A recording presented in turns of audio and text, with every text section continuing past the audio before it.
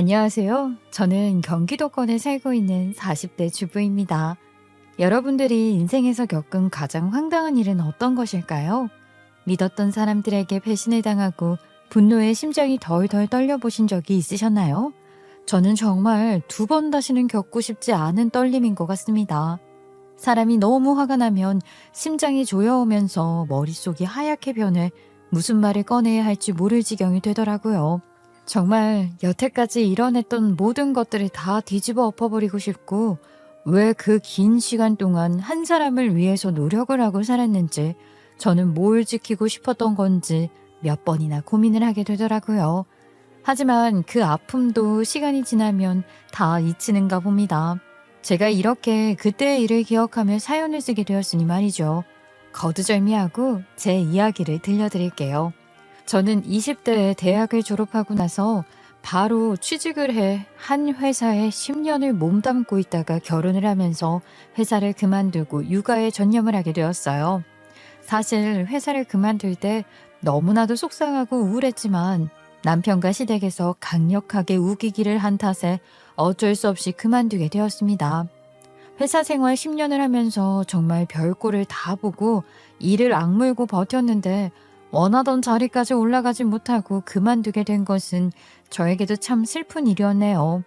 제 나이 36살에 지금의 남편을 만나 결혼을 해서 양가 집안에서 빨리 아이를 낳으라고 닥달을 하는 바람에 신혼생활 제대로 한번 즐겨보지 못하고 아이를 가지게 되었어요. 노산이라는 게 뭔지 참, 나이가 있다고 애한테도 문제가 생길 수 있다고 하면서 저에게 빨리 아이를 가지라고 하더라고요. 그 말이 어찌나 상처가 되던지 나이를 먹은 건 저나 남편이나 매한가지인데 왜 아이가 잘못되면 무조건 산모 탓을 하는 건지 이해를 할 수가 없었죠. 하지만 저는 꿀먹은 벙어리였습니다. 시댁에서 득달같이 달려들고 시어머니가 잔소리를 해도 늘 참아야만 했거든요. 저희 아버지가 딱 가부장적인 마인드를 달고 사신 분이시기에 저에게 늘 그래야 한다고 말을 하셨어요.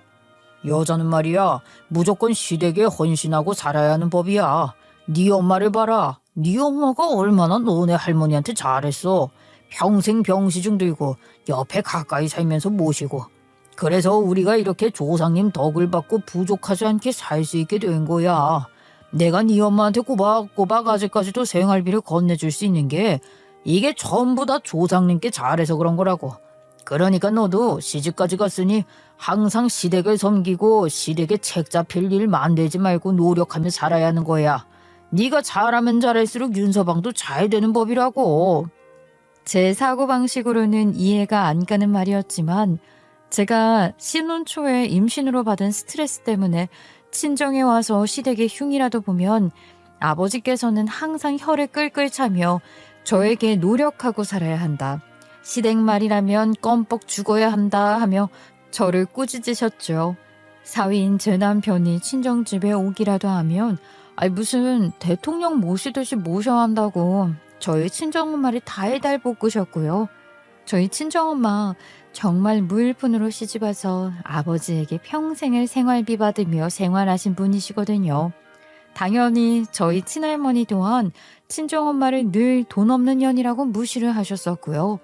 과한 시집살이를 겪으면서도 저와 동생을 업어 키우셨다는 게 참 대단하다는 생각이 들었죠.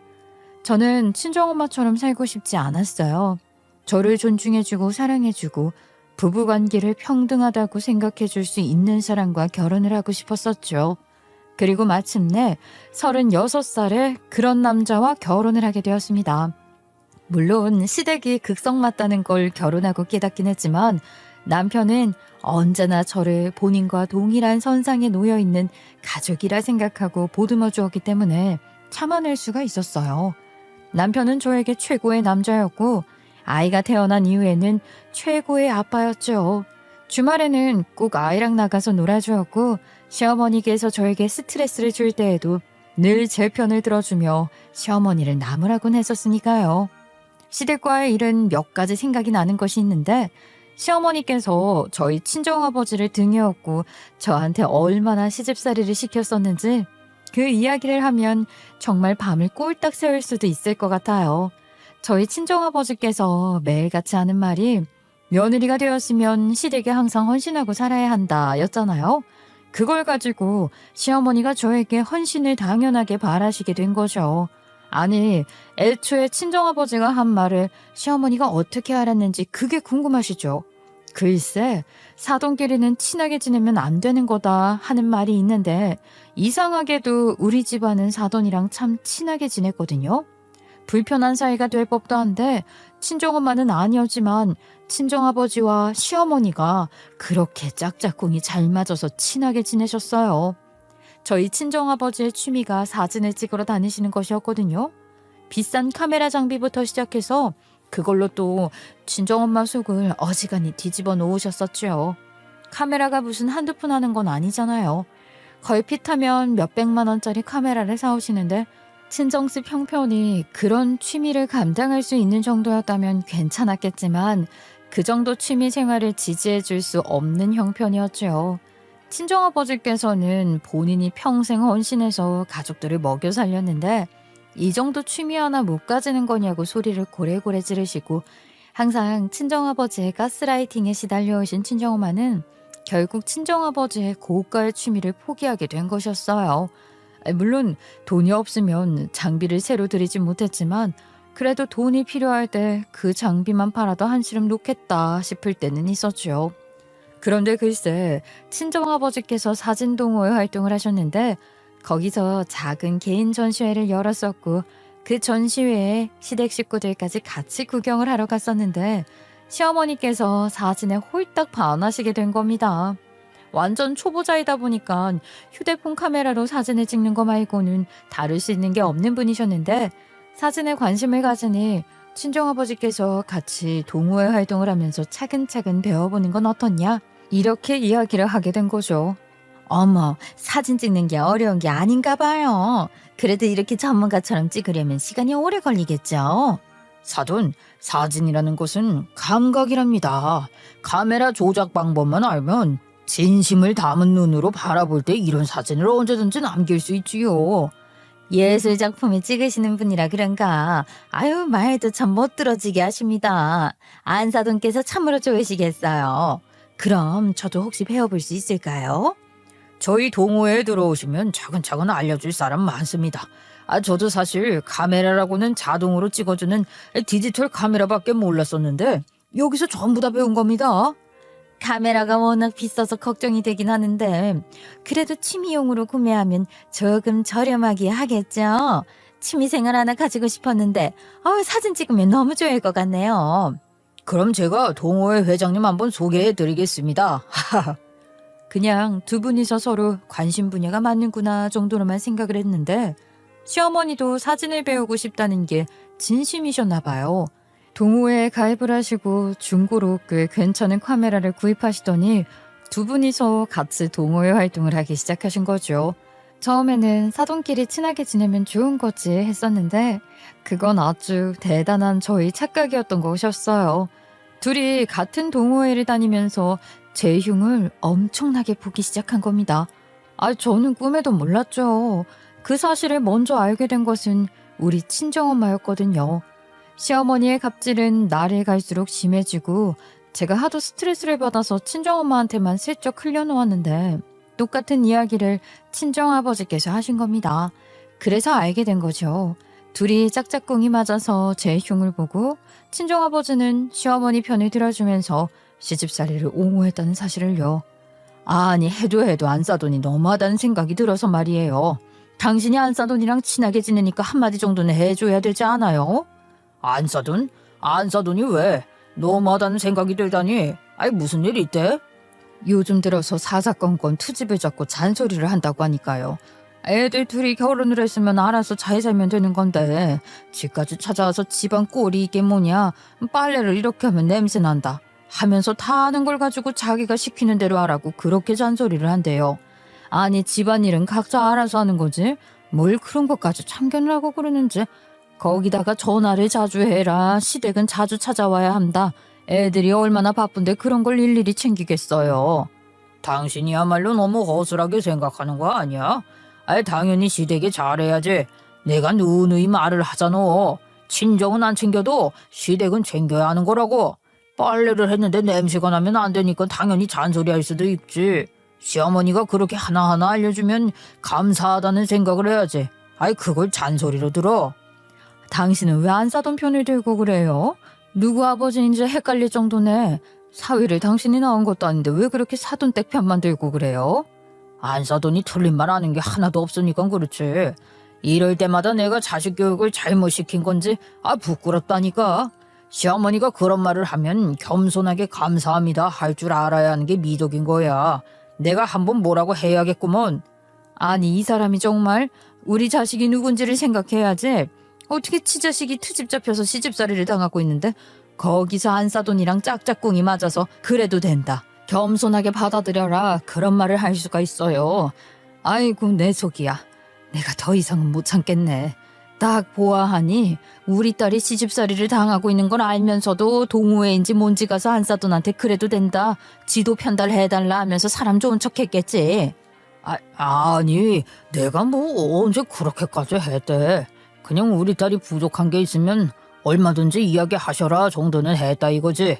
나한테 시댁에 좀 잘하라고 말을 전해달라고 해서 몇 번 잔소리를 좀 얹은 게 다인데 왜 이래?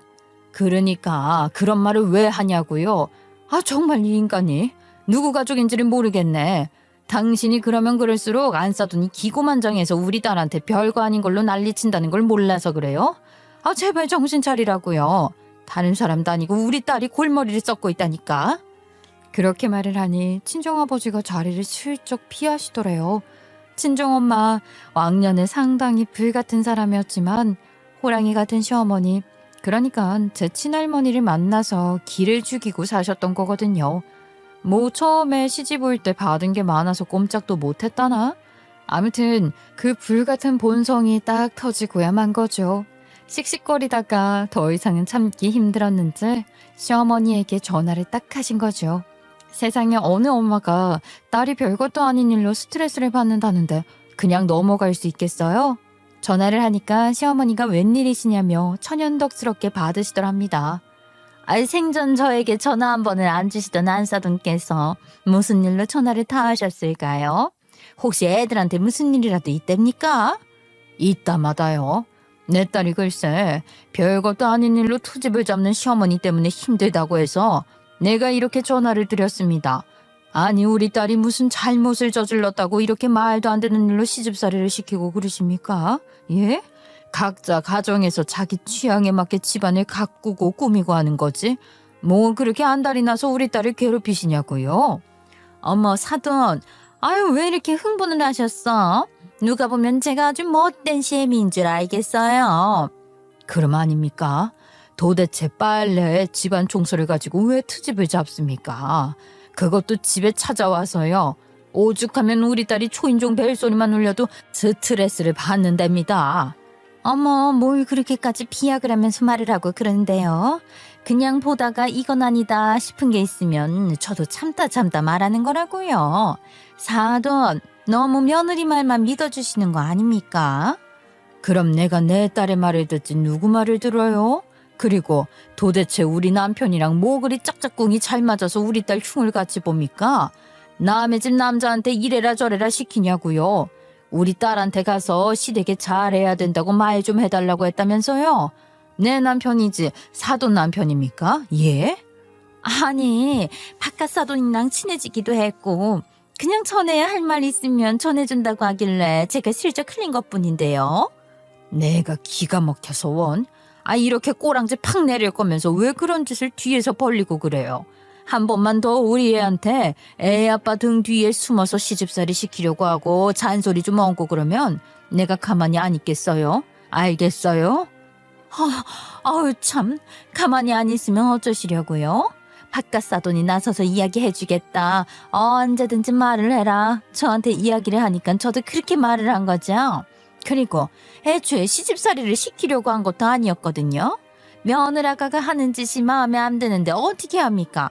집안 살림 하나 제대로 살펴보지 못하니까 도움 좀 주려고 한 일이 이렇게까지 욕먹을 일인가요? 그러니까 그런 참견을 하는 것 자체가 시집살이라니까요. 아니 우리 남편이 나서서 이야기를 해주겠다고 해도 그러면 안 되지. 진짜 내가 이 주먹으로 해결을 해야 말을 듣겠어요? 내가 지금은 조용히 살고 있지만 왕년에는 불광동 쌍주먹으로 유명했어. 내가 꼭 이렇게까지 나서야 말을 듣겠어요? 예? 착착 좀 합시다. 유혈 사태 나는 거 싫으면. 어머머, 아유, 알겠어요. 무서워서 네 말이 나겠나. 그렇게 한바탕 하고 나서야 시어머니가 좀 잠잠해지더라고요. 물론 뭐 친정아버지와 같이 사진동호회 활동은 꾸준히 하긴 하셨는데 저희 친정엄마도 가만히 계실 분은 아니잖아요. 동호회 활동에 몇 번 따라가셨다고 하더라고요. 시어머니가 친정엄마의 울그락불그락한 얼굴을 보고 깨갱하더니 눈치가 보여서 그런 건지 저한테 시집살이를 하는 건 꽤 줄어들었어요. 저는 솔직히 친정엄마에게 모든 이야기를 전해 듣고 친정아버지께 너무나도 속상해서 제 심정을 고스란히 다 이야기를 했죠. 그럼에도 불구하고 저희 친정아버지 본인 생각이 아주 완강하신 분이었어요. 내가 뭐 일부러 그랬어? 다 너 시댁에서 이쁨 받고 잘하라고 말을 한 거지. 앞으로의 미래를 내다봤을 때 말이야. 시댁에 잘해서 손해볼 게 하나도 없다니까. 네 엄마가 하도 난리를 치니까 나도 자중하고 있다만 여자는 자고로 남편 내조 잘하고 시댁에 잘해서 예쁨 받는 게 평생의 기쁨인 법이야. 물론 그 이야기를 하면서도 친정엄마의 눈치를 살피셨죠. 제 기분은 나아지질 않았어요. 그런 말을 친정아버지께 듣고 기분이 나아질 사람이 몇이나 있겠어요. 그냥 저는 저 나름대로 최소한의 도리만 하면서 무시를 하고 지내는 게 속 편안하겠다 하는 생각을 하게 되었죠. 그렇게 시간이 흘러 저희가 아이가 4살이 될 때까지 처음에 얻었던 신혼집에서 살고 있었는데 방이 2개인 18평짜리 아파트였거든요. 신혼살림으로는 나쁘지 않겠다. 더군다나 제가 미니멀리스트라 집에 잡다하게 뭘 가져다 놓는 편이 아니라서 적당하겠다고 생각을 했었는데 아이가 생기니까 짐이 한두 가지가 아니더라고요. 그래서 결국 전세 기간을 채우고 동네에 조금 더 큰 집으로 이사를 가게 되었는데 확실히 집값이 어마어마하게 뛰더라고요. 대출을 더 받아서 옮기긴 했는데 대출 이자가 올라가니까 그때부터는 생활이 턱 막힌다 싶을 정도로 힘들어지기 시작했어요. 그때쯤 남편이 눈이 돌아간 겁니다. 생활비는 부족하지 대출 이자는 숨막히지. 회사에서 계속 일을 해봐야 점점 가난함에 시달릴 것 같다면서 사업을 해보고 싶다고 말을 하더라고요. 정말 인터넷에서 사연으로만 보던 사업에 미친 남편이라는 글들이 저에게 실제로 일어나게 된 것이었어요. 나 사업을 시작해볼까 해. 솔직히 회사 생활 너무 답답하고 매일 똑같은 일 하는 것도 지겨워. 내가 이렇게 월급을 받아와봤자 우리 한 달 생활하는 거 빠듯하잖아. 오히려 적절하고. 오랫동안 생각해왔어. 더 이상 회사에 다니면서 남의 밑에서 일하는 게 맞지 않는 것 같아. 내 아이디어로 뭔가를 만들어보고 싶어. 갑자기 무슨 말을 하는 거야? 우리 아이 아직 어려. 이제 막 유치원에 들어가야 할 나이라고. 안정적인 수입이 필요한 시기인데 갑자기 사업을 한다니 말도 안 돼. 나도 고민 많이 했어. 이런 얘기를 어떻게 꺼내야 할지도 모르겠어서 막막했고. 근데 더 이상은 나도 못 버티겠어. 내 나이가 벌써 43살이야. 지금 사업하는 게 딱 적기래. 퇴직금도 만만치 않게 나올 거고 그 돈을 미천 삼아서 한번 도전해보고 싶어. 나랑 우리 아이 생각은 안 하는 거야? 당신의 도전을 위해 꿈을 위해서 모든 부담은 내가 다지라고 하는 거야? 우리가 함께하면 뭐 아유 어떻게든 먹고 살 수 있지 않을까? 사업을 실패하면 곤란하게 하겠지만 이 집 정리하고 우리 집이나 처가에 좀 들어가서 산다던가. 우리 둘 다 조금만 더 힘내보자. 그러면 아이 키우면서 어떻게든 먹고 살 수 있겠지. 나도 그냥 사업하겠다는 거 아니야. 구체적인 계획이 있고 잘할 수 있을 것 같아서 고민 끝에 말을 하는 거야. 벌써 문제야. 벌써부터 사업을 실패하면 어떡하나 걱정부터 하고 있으면서 무슨 사업을 하겠다는 거야. 조금만 더 힘내라고? 지금도 내가 집에서 애 키우면서 얼마나 힘든지 몰라? 그리고 왜 내가 네 꿈을 위해 모든 걸 희생해야 하는데? 이건 우리 가족의 미래를 위한 거야. 내가 성공하면 우리 아이에게도 더 좋은 환경을 제공할 수 있어. 지금은 당신이 안정적인 직장을 유지해주는 게 필요해. 우리 아이도 그렇고 집안도 그렇고. 아니 어떻게 우리 집이나 시댁에 들어가서 살자는 말을 할 수가 있어. 내 생각은 하나도 안 하고? 내 마음도 이해해줘. 난 정말 진지하게 생각하고 결정한 거야. 네가 조금만 더 이해해주면 안 될까? 나 계획도 다 짜놨어. 원하면 보여줄게. 나도 당신을 이해하려고 노력하고 있어. 하지만 지금은 그럴 때가 아니야. 우리 아이를 위해서라도 지금은 안정적인 생활이 필요해. 당신이 무슨 사업을 어떻게 구상하고 있는지는 내 관심사가 아니라고. 나는 우리 가족이 조금 더 좋은 환경에서 행복했으면 좋겠어. 조금만 더 버티면 또 승진할 수 있잖아. 그럼 너는 나한테 아무런 지원도 해주지 않겠다는 거야? 내가 평생 직장인으로만 살라는 거냐고. 나는 내 꿈, 내 목표, 내 도전을 포기하고 싶지 않아. 나중에 다시 이야기하자. 그렇게 말을 자른 남편은 그 이후에도 혼자 사업을 구상하고 몇 년 동안 어떻게 하면 좋을지 계획표를 그려나가며 저에게 일부러 보여주곤 했어요. 본인의 목표를 지지해달라는 이야기였겠죠. 남편의 지인이 공장을 돌리고 있는데 거기서 물건을 납품받아서 소매로 판매를 하겠다는 이야기를 하더라고요. 뭐 남편에게만 단독으로 물건을 주겠다고 했다나 뭐라나. 결국 남편에게 두 손 두 발을 다 들었고 집 대출금은 밀리면 안 되니까 그 부분은 확실하게 해결할 수 있는 방법을 마련해오라고 했죠. 자기만 믿으면 된다고 큰소리 떵떵 치길래 사업을 해보라 했더니 정말 사표를 단박에 쓰고 지인에게 물건을 납품받아 소매로 판매하는 일을 시작하더라고요. 처음에는 너무나도 불안했는데 남편이 오랜 시간 계획해온 일이라 한 것이 거짓은 아니었는지 정말 시작부터 발로 뛴 보람이 있었어요. 사업 시작하고 3개월 동안은 죽겠구나 싶었죠. 돈은 안 들어오지, 생활비는 없지. 결국에는 시댁과 친정에 손을 벌려서 대출 잊어갖고 아이가 배우던 모든 학습과 관련된 것을 다 정리하고 집에만 콕 틀어박혀 있으니 죽을 것 같더라고요. 그런데 3개월이 딱 지나서부터 정말 약소하지만 생활비라고 돈을 쥐어주기 시작하대요. 사업을 시작한 지 2년 차, 그러니까 저희 아이가 7살이 되었을 때 남편은 저에게 생활비도 넉넉하게 주고 시댁과 친정에도 용돈을 팍팍 드릴 수 있을 정도로 사업을 굳건하게 유지하기 시작했어요. 전세 대출을 받았던 돈도 열심히 갚아나갈 수 있었고 조금 더 빨리 갚기 위해서 원금을 더 갚기도 하고 그랬죠. 정말 인생에서 가장 넉넉하고 행복했던 시절이었던 것 같아요. 하지만 그 행복도 얼마 가지 않았어요. 저희 친정아버지께서 갑작스럽게 생긴 췌장암으로 세상을 등지게 되셨거든요. 췌장암이라는 게 암 중에서도 가장 무서운 암이라고 하더니 그렇게 잔소리꾼이시고 매일같이 마실을 나가셨던 아버지께서 꼼짝도 못하시고 병을 앓다 힘없이 돌아가셨거든요. 진행 속도도 너무 빨라서 췌장암 진단을 받은 지 4개월 만에 돌아가셨어요. 암이라는 걸 알게 되어서 더 무기력해진 것일지도 모르겠네요. 아버지께서 돌아가시자 시어머니는 더 이상 아버지를 등에 업고 저를 더 못 괴롭혀서 아쉽다는 듯한 말투로 이야기를 하시더라고요. 진짜 미친 사람인 줄 알았다니까요.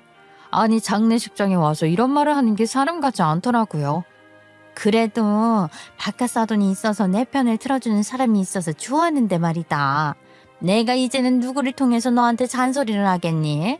그동안은 나랑 마음이 참 잘 맞아서 사진도 같이 찍으러 다니고 네 이야기도 많이 하고 그랬는데 아휴 나도 좋은 친구를 잃은 것 같아서 마음이 참 아프구나. 내가 너한테 마음에 안 드는 일 있을 때마다 내 말에 얼마나 공감을 잘 해주셨는지 딸 가진 아버지 같지 않게 참 아들 가진 사람의 마음을 잘 이해해줬는데 아유 아쉬워라 아쉬워. 저는 무슨 말을 해야 좋을지 모르겠을 정도로 정말 많이 황당했어요. 아무리 제 흉을 보는 게 즐거웠다고 한들 그걸 당사자 앞에서 이야기를 하고 싶을까요? 더 이상 자기 편 들어줄 사람이 없어서 저에게 시집살이를 못 시키겠다는 말로 들리는데 진짜 해도 너무한다는 생각을 지울 수가 없었죠. 아무튼 아버지의 장례를 치르고 친정엄마께서는 참으로 우울해하셨습니다. 집에 틀어박혀 나오지도 않으시고 매일 아버지와 덮던 이불을 빨지도 않으시고 덮으시면서 눈물을 적시셨거든요. 솔직히 말해서 친정엄마의 그런 모습이 조금 의외이긴 했어요. 평소에 아버지랑 의견 충돌도 꽤 있었고 시집살이 때문에 스트레스 받았던 일이라던가 아니면 저 때문에 두 분이 다투시는 일도 꽤 있었는데 그럼에도 불구하고 부부로 산 시간이 워낙 길어서 상실감을 느끼는 건가 싶었죠. 저는 친정엄마가 후련해 하실 줄 알았는데 너무나도 우울해 하시니까 너무 걱정이 되어서 자주 친정에 찾아가게 되었어요. 근데 그게 또 시어머니 입장에서는 탐탁지 않으셨나 봐요. 요즘 너 친정집에 너무 자주 가는 것 같구나. 도대체 몇 번을 다녀오는 거야? 어제도 말이다. 내가 반찬 좀 줄까 싶어서 너네 집에 갔더니 우리 아들은 혼자 밥 먹고 있더라.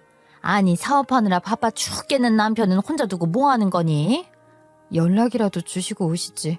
그랬으면 제가 일찍 들어갔을 텐데요. 친정아버지가 돌아가시고 엄마가 우울증에 걸리셔서 너무 힘들어하세요. 그래서 자주 찾아가서 도와드리고 있어요. 그래도 이러다가 너 안사돈이랑 합가하겠다고 그러는 거 아니니? 아이 우리 아들 등골 뽑아먹으려고 그러는 거 아니야? 무슨 말씀을 그렇게 하세요? 그런 말씀 하지도 마세요. 저는 그저 엄마가 너무 힘들어하셔서 도와드리는 것뿐이에요. 시댁은 완전히 무시하고 있지 않니? 너 시댁도 좀 챙겨야 하는 거 아니야? 우리 아들이랑 결혼했으면 우리 집안도 신경 써야지. 내가 전화 좀 하라 해도 바쁘다고 무시하고 우리 손주 좀 데리고 오라고 해도 한 번을 안 오더니 매일같이 친정에 가고 있어.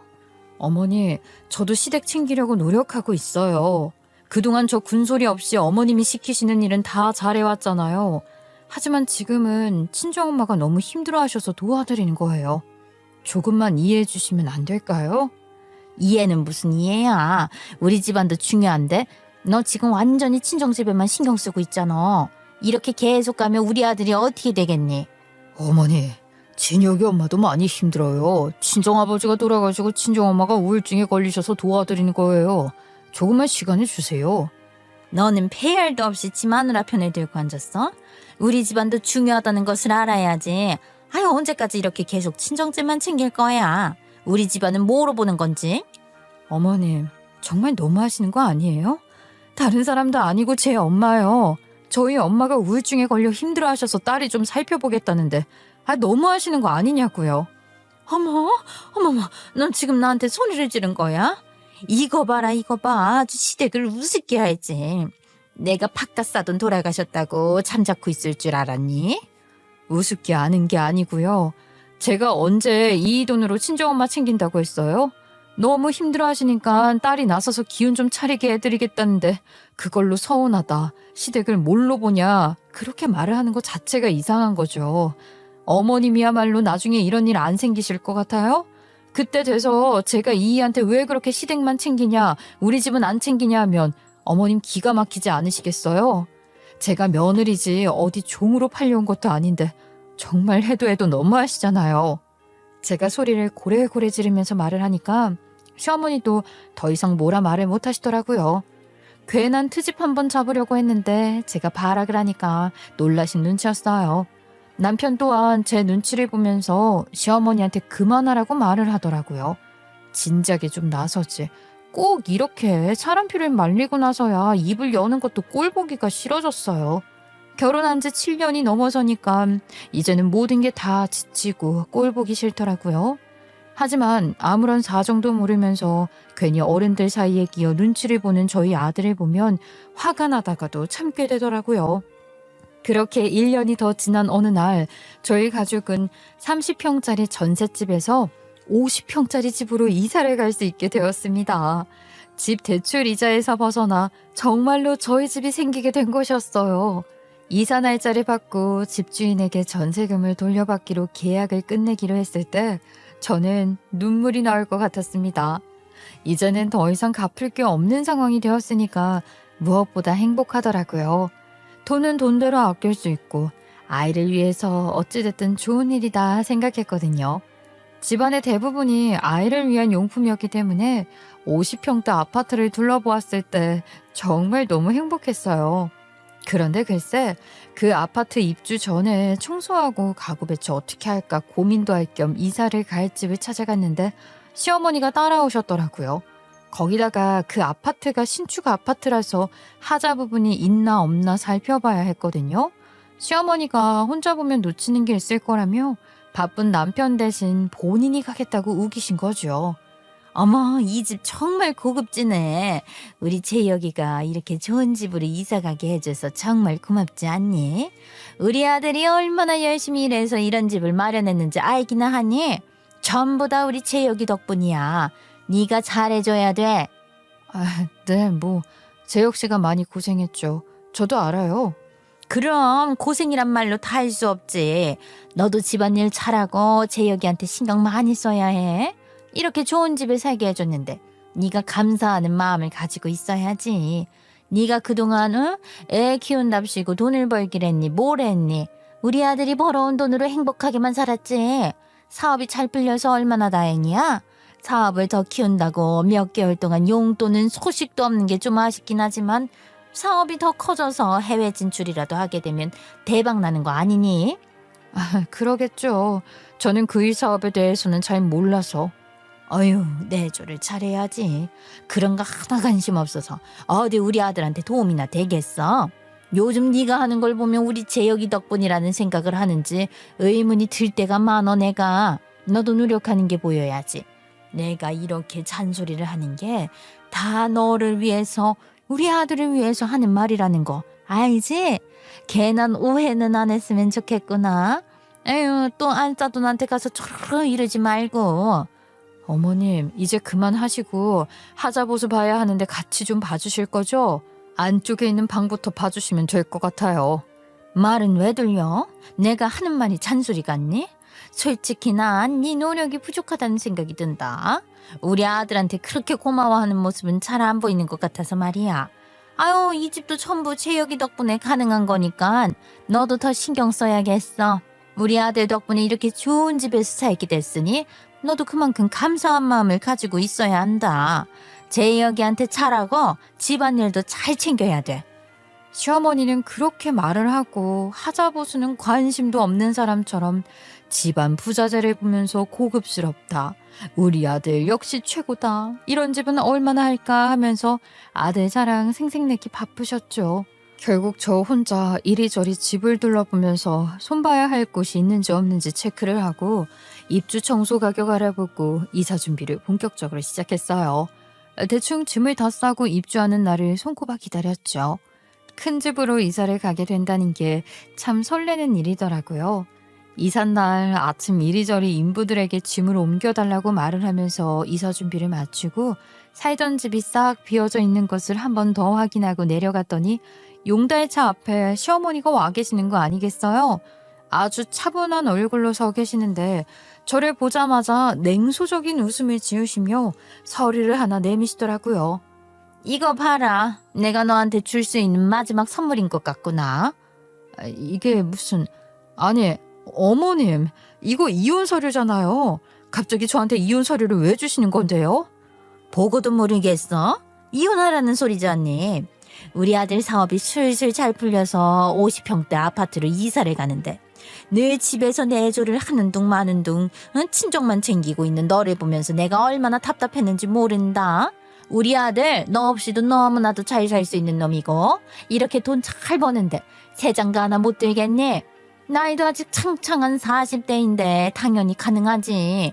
그러니까 네가 이쯤에서 우리 인생에서 빠져주는 게 좋을 것 같다는 생각이 든다 이거야. 지금 저한테 그이가 50평대 아파트 샀다고 이혼하라는 말씀인 거예요? 아이까지 키우고 있는데 이혼을 하라고요? 아니, 손주 키우기 싫으면 내가 키우마. 우리 아들이 뭐 애 딸린 이혼남이라고 해서 새장가 못 갈까봐. 능력 있으면 여자는 따라붙는 법이란다. 어떻게 어머님이 나서서 이혼을 하라고 하실 수가 있어요. 저희 부부 문제가 있어도 참으면서 아이 보면서 살고 있는데 이혼을 하라고요? 문제가 뭐가 있겠니? 있으면 너한테 있겠지. 우리 아들한테 문제될 건 너 하나뿐이라고. 이보세요, 용달 아저씨. 여기서 전현짐은 빼고 출발하세요. 내가 우리 아들 집에 전현짐은 안 가져다 놓을 거니까 일 2번 하게 해서 죄송한데 그거 빼주세요. 제가 돈은 더 얹어드릴게요. 어머님, 지금 뭐 하시는 거예요? 왜 이러시냐고요. 저희 가족 문제에 왜 어머님이 끼세요?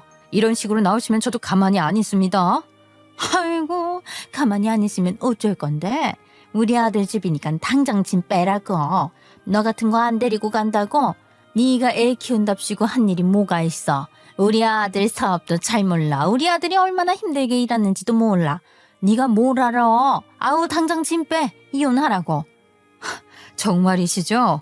저도 여태까지 쭉 참고 버티면서 아이 하나 보고 살았는데. 그래요. 소원대로 이혼해드리죠. 제가 짐 뺄게요. 어머님 이런 짓 하신 거 절대로 후회하지 마세요.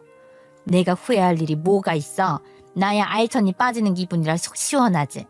애초에 여자가 고집이 센 것도 마음에 안 들었어. 앞에서 내내 하지만 뒤에서는 내가 하라는 거 하나도 안 하고 무시하는 네 모습이 너무나도 마음에 안 들었었다고. 저는 용달차에 실린 짐들 중에서 남편의 짐을 모조리 빼버렸습니다. 시어머니가 처음에는 제 짐을 빼는 줄 알고선 가만히 있다가 누가 봐도 남편의 옷으로 보이는 옷상자를 끄집어내니까 놀래서 달려와서는 왜 남편 짐을 빼고 앉아있냐고 미쳤냐고 하더라고요. 제가 왜 이런 짓을 하는지 당연히 이해는 못하겠죠. 저도 그동안 말하지 않았던 게 많았으니까요. 제가 제대로 뺀 거 맞는데요? 아 잠시만요. 저 친정엄마한테 전화 들어와서 통화 좀 할게요. 여보세요? 엄마. 이사 준비 다 했는데 좀 문제가 생겼어요. 그 아파트 안 줘도 될 것 같아요. 그냥 그 집 세놓는 게 더 이득일 것 같다고요. 나 이혼하라는 통보 받아서 내 집 아이 집만 들고 엄마 집으로 갈게요. 뭐? 예, 그 아파트를 안 줘도 될 것 같다는 게 무슨 소리냐? 너 지금 어디서 말도 안 되는 연기를 하면서 나를 놀려먹으려고 그래? 어머님, 제가 입 아프게 2번, 3번 말하는 거 싫어하거든요. 그러니까 딱 한 번만 말씀드릴게요. 그 집 명의자가 누군지 등기부 등본이라도 떼보셨어요? 안 떼보셨죠? 그러면 얼른 떼보세요. 그리고는 저는 용달차에 실린 제 짐을 들고 친정집으로 갔습니다. 그리고 딱 3시간 후에 친정집 문이 부서져라 쾅쾅 소리를 내며 울리더라고요. 초인종 소리에 문 두드리는 소리에 너무 시끄럽고 애가 겁을 먹으니까 문을 열었더니 시어머니가 딱 서 있더라고요. 화가 난 건지 울그락불그락해져서 씩씩거리는데 뭔가 싶었죠. 내가 네 말대로 등기부 등본 떼봤다. 어떻게 아파트 명의를 네 엄마 명의로 해둘 수가 있어? 너 미쳤니? 우리 아들이 뼈 빠지게 고생해서 번 돈으로 지금 학갈 계획 세우면서 너네 엄마 명의로 돌려놓은 거야? 너 이거 다시 되돌려놔. 감히 우리 아들 돈으로 애먼 인간들이 먹고 살 생각을 해? 아유, 그러니까 당당하게 이혼한다고 했지. 내가 아는 사람한테 물어보니까 그 집 다시 되찾아올 수 있다고 하더라. 우리 아들 돈으로 산 집인데 왜 그걸 네가 꿀꺽해? 당장 내놔. 진짜 기가 막혀서. 저기요, 그게 왜 댁 아드님 집입니까? 우리 엄마가 우리 엄마 돈으로 산 집인데 저희 보고 들어가 살라고 사주셨던 집인데 그게 왜 댁 아드님이 뼈 빠지게 고생해서 번 돈으로 산 집이 된 거냐고요. 우리 아들이 사업이 술술 잘 풀려서 집 이사 간다고 지 돈으로 산 집이라고 했는데 너 지금 무슨 소리를 하는 거야? 그 인간 사업이 술술 잘 풀려요? 술술 잘 풀렸었죠. 1년 전까지만 해도요. 1년 사이에 남편이 납품받던 지인 공장에서 일이 터지고 공장 문 닫은 거 모르셨어요? 인간이 사업 계획 구체적으로 세워놨다 어쩐다 하더니 그 공장 문 닫고 나니까 거래처 하나 못 잡아서 전전긍긍하다가 빚지고 사업 말아먹은 건 이야기 안 했나 봐요. 지 부모한테 말 못하겠다 싶었나 보지? 지금 우리 아들 사업이 망했다는 이야기를 하는 거니? 1년 전에 망했다고? 아니 그럼 집 샀다는 건 뭐야? 몇 번을 말해요. 우리 엄마 집이었다고요. 우리 엄마가 아버지 돌아가신 이후에 받은 보험금이랑 상속된 재산으로 했던 투자가 대박이 나서 그 돈 저한테 주시겠다고 저희 집 사정 힘든 거 알고 주신다고 했는데 줘봐야 밑 빠진 사업에 물붓기 같아서 주지 말라고 하니까 대출 이자라도 없애자면서 집 해주신 거라고요. 그럼 우리 아들이 개털이라는 게 진짜야? 나보고 지금 그걸 믿으라고? 어떻게 확인이라도 시켜드려요? 그래야 믿으시겠어요? 저는 바로 남편에게 전화를 걸었습니다. 이사하는 날 사업을 한다는 대표란 사람이 회사를 빼고 나오는 게 그림이 좋아 보이지 않는다며 어디라도 가 있겠다던 남편 놈이었죠. 다른 사람들은 몰라도 자기 부모한테는 절대로 들키고 싶지 않았던 건지 뭔지 남편은 곧 제 전화를 받았습니다. 이사 끝났어? 우리 엄마는 갔어? 나 지금 PC방에 있는데 내가 지금 집으로 가서 정리하는 거 도와줄게. 아, 진짜 장모님 덕에 숨통 트인다. 아니, 이사 안 했어. 이사한다고 하니까 너네 엄마가 글쎄 나한테 이혼 소장 들고 찾아오셨더라. 나보고 우리 아들 세장가 갈 수 있게 이혼해달라 하시던데. 뭐? 아이, 갑자기 그게 무슨 소리야? 엄마 지금 옆에 있어? 이따마다 지금 이거 스피커폰이니까 하고 싶은 말이 있으면 어디 한번 해봐. 우리 아들이 50평대 집까지 해왔는데 나 같은 기생충은 더 이상 못 받아주겠다던데. 참나, 그 집이 누구 명의로 된 누구 집인지도 모르고 그런 소리 하는 게 너무 우습지 않니? 이게 다 무슨 소리야? 우리 아들이 뭐가? 시어머니는 그대로 혼절해버리고 말았습니다. 솔직히 말해서 119도 불러주고 싶지 않았지만 어쩌겠어요. 저희 집 현관 앞에서 쓰러진 걸 모른 척할 수도 없고 119 불러서 병원으로 보내고 남편에게 연락하니 병원으로 찾아왔더라고요. 남편의 얼굴을 보니까 아주 혼비백산 난리가 났던데 그 꼴도 정말 보기 싫어지는 거 있죠. 오만정이 다 털렸나 봐요. 아니, 엄마가 쓰러졌다니. 이게 무슨 일이야? 엄마 정신이 들어? 괜찮아? 괜찮겠니? 내가 괜찮겠어? 아들 사업이 망한 것도 모르고 나는 이 사업을 더 키우기 위해서 자금이 필요하다고 해서 용돈 못 준다는 말을 고지고대로 믿었다. 사업 자금 필요하다고 나한테 쌈짓돈 있으면 달라고 했던 그 100만 원, 200만 원으로 너네가 주니 생활을 한 거야? 아이고, 어떻게 그걸 숨겨? 사업이 술술 잘 풀려서 너무 자만했나 봐요. 항상 변수라는 게 있는 건데. 어머니, 죄송해요. 제가 숨길 게 아니라 솔직하게 말을 했어야 했는데 실망하실까 봐. 그것도 모르고 며느리에게 이혼하라고 난리를 쳤으니 내가 어쩌면 좋아. 너 앞으로 나를 얼마나 쪽팔리게 만들려고 이런 짓을 해? 얘 며느리야. 내가 이를 어쩌면 좋으니? 두 분이서 후회와 용서는 나중에 따로 하시고요. 저에게 주셨던 서류에 도장 찍어놨으니까 접수하세요. 제가 왜 이 모든 핀잔과 구박을 감내하면서 돈도 못 벌어오는 이 인간이랑 부대끼면서 살아야 할지 모르겠네요. 저요? 취직해서 애 혼자 잘 키우면서 살아보렵니다. 우울해하시는 우리 친정엄마 모시고요. 이혼이 답이었는데 그동안 제가 무슨 미련이 남아서 이 쉬운 도장 하나를 못 찍은 건지 모르겠네요. 이혼이라니.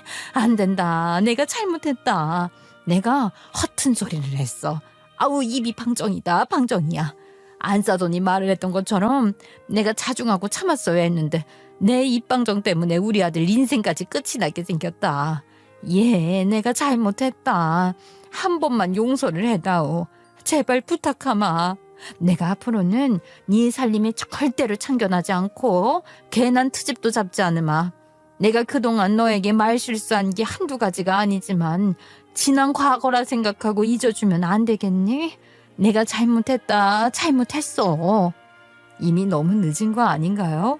저한테 이런 짓까지 해놓고 이제 와서 용서를 바라시다니 너무 어리석은 행동이 아닌가 싶네요. 이 사람이 그 1년 동안 돈 한 푼 못 벌어와서 그동안 주었던 생활비 저금해놨던 걸로 생활했어요. 그 돈도 다 떨어지고 이전에 살던 집 전세 대출로 허덕이니까 친정에서 도와주신 거였다고요. 이제야 숨통 좀 트이겠다. 이 사람도 정신 차리고 직장을 구하든 새로운 거래처를 알아보겠다 해서 믿었는데 한순간에 이렇게 뒤통수를 맞네요. 저 이혼하겠습니다. 그렇게 남편 얼굴에 이혼 서류를 던져주고 응급실을 나오니 남편이 뒤따라와서는 잘못했다고 빌더라고요. 어떻게 해야 당신의 화가 풀릴 수 있을지 모르겠어. 내가 잘못했어. 그동안 우리 엄마가 당신을 못살게 굴고 있다는 걸 알면서도 내가 힘들다는 핑계로 모른 척해서 미안해. 우리 이제 힘내서 같이 어려운 것들 다 헤쳐나가기로 했잖아. 장모님이 주신 집에서 다시 한번 노력해보자고 했잖아. 제발 이렇게 나랑 이혼하겠다고 결정 내리지 마. 내가 잘할게. 제발. 싫어. 당신이 여태까지 모른 척 해온 시간이 있는데 내가 어떻게 그걸 그냥 잊고 넘어가? 당신은 나한테 이랬으면 안 됐어. 우리 아버지께서 어머님이랑 짝짝꿍 맞아서 나 시집살이 시키고 할 때 모른 척 넘어갈 게 아니라 두 분에게 그러면 안 된다고 소리라도 쳤어야지. 당신도 똑같은 사람이었던 거야. 그걸 내가 늦게 알았던 거고 아이가 있으니까 참아야 한다고 생각했던 거고, 당신이랑 계속 부대끼면서 살다 보면 다 지워지겠지 했는데 그게 아니었던 거라고. 우리 엄마도 더 이상은 안 그러신다고 하잖아. 제발 한 번만 마음 돌려줄 수 없어? 아니, 이미 늦었어. 나는 더 이상 못 참아. 이렇게 넘어갈 수 없어. 당신이랑 나랑은 각자 다른 길을 걷는 게 맞는 것 같아. 아이는 내가 잘 키울게. 그러니까 이만 내 인생에서 나가줬으면 좋겠어. 조금 더 나를 살피고 내 아이를 살피고 우리 친정엄마에게 힘이 되어주고 싶어. 그 미래에 당신은 없어도 돼. 시댁은 더더욱 없어도 되고. 하지만 저는 용서하기엔 너무 늦었다는 생각이 들었고, 그동안 남들 다 겪는 정도의 시집살이를 겪고 남들 다 겪는 정도의 사업 실패로 인한 힘듦도 얻었다고 생각하고 나는 평범한 사람이다 믿으며 살았는데 이런 건 평범하지 않은 일 같더라고요. 어느 누가 50평대 아파트를 샀다고 우리 아들에게서 떨어지라는 소리를 들어보겠어요. 결국 그 허세와 욕심에 거짓이 꼬리에 꼬리를 물고 된통 오물을 뒤집어 쓰게 된 시댁 식구들을 용서할 일은 없을 것 같습니다. 그 이후 저는 조용히 친정집에 들어와 살고 있고요. 신축 50평대 아파트는 전세 주었어요. 남편놈 저에게 끝까지 잘못했다고 쫓아와 빌었지만 저는 그 뒤로 아무런 연락도 하지 않고 이혼 준비하고 있습니다. 아이가 있어서 양육권 문제부터 해결해야 할 게 많다지만 시간이 해결해 주겠죠. 전부 다 마무리가 되면 속이 시원할 것 같네요. 친정엄마는 저와 함께 지내며 외로움을 극복해 나가고 계세요. 그래도 집이 북적북적하니까 마음에 안정이 생긴 건지 점차 밝아지는 모습을 보여주고 계세요. 같이 심리 상담도 받으러 다니고 이혼에 대한 마음속 깊은 고통을 덜어내기 위해 노력하고 있는 중입니다. 막상 없으니까 또 없는 대로 잘 살게 되네요. 남편놈 어찌 지내는지 안 봐도 뻔하지만 평생 자신이 얼마나 무책임하게 가정에 관심을 두지 않았는지, 시어머니 또한 자신의 입방정으로 얼마나 많은 사람들이 피해를 보게 된 건지 반성하면서 살 수 있길 바랍니다. 제 사연은 여기서 끝이 나지만 제가 가꿔야 할 미래는 이제부터 시작이라는 생각을 가지고 열심히 살아보려고 합니다. 모든 일에 소홀하지 않고 한 번 더 뒤돌아볼 수 있는 사람이 되고 싶어요. 제 이야기를 들어주신 구독자 여러분께도 늘 평안한 마음이 지속되길 바라며 사연을 마치겠습니다. 감사합니다.